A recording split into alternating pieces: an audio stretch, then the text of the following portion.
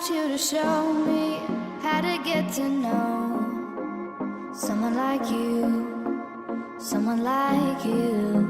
I want you to know me, 'cause I... Bonjour à vous, bienvenue dans une nouvelle vidéo où je vous parle de l'évolution de ma semaine, de ma grossesse semaine après semaine.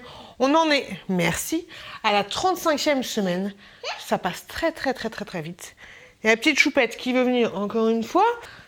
Donc maintenant vous avez l'habitude, je vous dis d'un point de vue ce que nous dit Baby Center et de l'autre côté je vous dis mon ressenti à moi pendant cette semaine, cette 35e semaine de grossesse. Désolée, je suis toujours aussi essoufflée. Alors c'est parti. Alors cette semaine, Baby Center nous dit que le bébé ferait à peu près 2,4 kg en moyenne et qu'il a une taille d'à peu près 45 cm. Il fait grosso modo le point d'un melon espagnol. J'ai pas de melon espagnol sous la main, donc je ne sais pas ce que je vais utiliser pour faire cette miniature de vidéo. On va trouver. Baby Center nous dit que les coudes, les pieds et même la tête de mon bébé peuvent former des bosses sur mon ventre lorsqu'il commence à bouger. Ça, c'est vrai. Bientôt, les parois de mon utérus commenceront à être très fines et ce qui fera passer plus la lumière. Et donc, du coup, le bébé s'habituera au cycle jour-nuit, comme nous. Cette semaine, mon bébé a des petits ongles et ses 2 petits reins fonctionnent. Et le foie de mon bébé peut filtrer les déchets. Ça, c'est cool.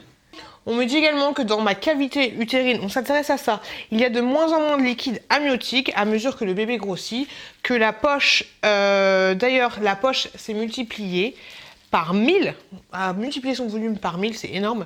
J'ai probablement pris entre 11 et 13 kilos, bah c'est le cas, j'ai pris 12 kilos. 11 kilos, bah, c'est cool. J'ai atteint mon objectif idéal, on va dire. On me dit également que c'est normal que je passe mes nuits ou ma journée aux toilettes, mais il faut pas que je néglige de boire l'eau parce que mon bébé en a extrêmement besoin.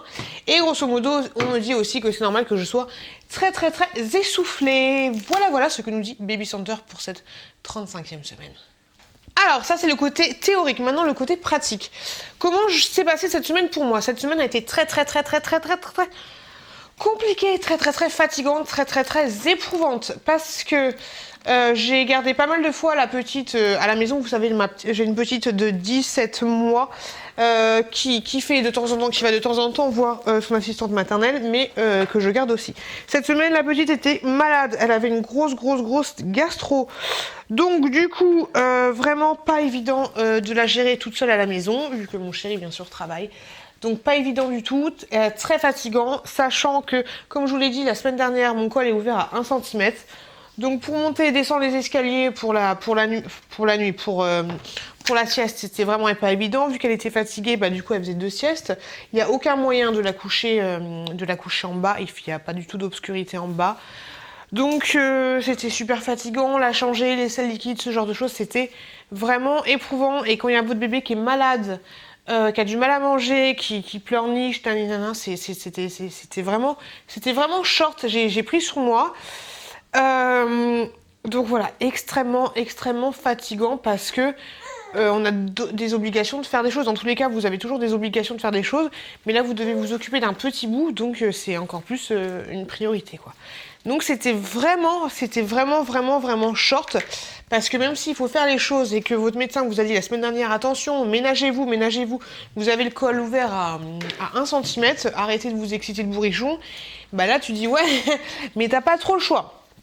Donc cette semaine était très éprouvante.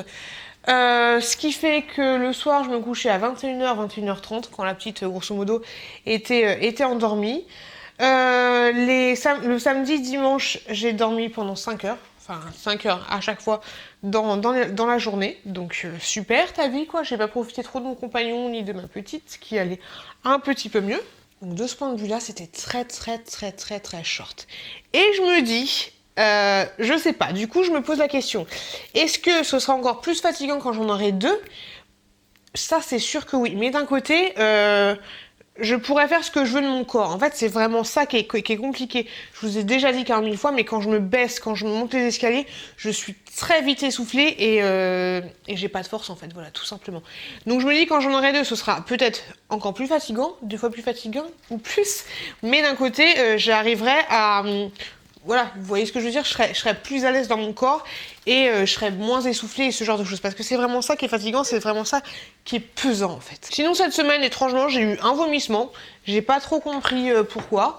Il s'est passé un quart d'heure après que j'ai eu fini de manger et direct vomissement. Donc là, j'ai vraiment pas compris. Je me suis couchée directement après. Au niveau de mon diabète gestationnel, ça va, je gère, j'arrive à peu près à gérer. J'ai rendez-vous la semaine prochaine avec un diabétologue à l'hôpital où je vais accoucher. Je vais voir ce qu'il va me dire. Et la glycémie du matin est toujours élevée, quoi que je fasse, quoi que je mange le soir. Donc ça m'embête un peu, donc j'ai vraiment hâte de voir ce diabétologue pour me dire qu'est-ce qu'elle va, c'est une femme je crois, pour voir ce qu'elle va me dire par rapport à mon diabète gestationnel et peut-être, comme l'avait dit la sage-femme, me piquer avec des piqûres d'insuline pour essayer de faire baisser tout ça, en espérant que le bébé aille bien et que le bébé ne grossisse pas trop parce qu'il va falloir le sortir ces petits tétards. Grosso modo, voilà ce que j'aurai à vous dire. Après, au niveau des déplacements en voiture, ça va, mais j'essaye de minimiser un minimum. Par contre, au niveau des déplacements à pied, je n'en fais presque pas, à part pour faire vite fait des courses ou ce genre de choses, mais j'en fais pas énormément. J'ai du mal à me déplacer, enfin du mal à déplacer, tout est relatif, mais je suis facilement dérangée lorsque je fais des longs trajets, c'est-à-dire que je sens que le ventre est très très lourd. Quand je fais en fin d'après-midi, je commence à être vraiment fatiguée et grosse fatigue. Ça se ressent au niveau de mon ventre, ça se ressent aussi au niveau de mon dos. Par exemple, quand je fais la vaisselle, ça commence à tirer, ce genre de choses. Mais encore, ça va, c'est raisonnable. Franchement, plus ça avance et plus ça va finir, plus je me dis que même si, de toute façon, dans ces vidéos-là, c'est pas que je me plains, mais je vous donne plus le côté négatif que le côté positif, ce qui me paraît un peu normal. Je vais pas vous dire oui tout va bien, mais voilà, cette fin de grossesse est entre guillemets difficile, mais elle se passe relativement bien et je suis assez contente. Après, j'ai toujours pas hâte d'accoucher, j'ai juste hâte que ma petite voie son petit frère, mais ça va, je pourrais encore survivre quelques temps comme ça avec mon gros bidou. Et voilà, cette vidéo elle est finie, j'avais pas énormément de choses à vous dire. En tout cas, ça s'approche. Je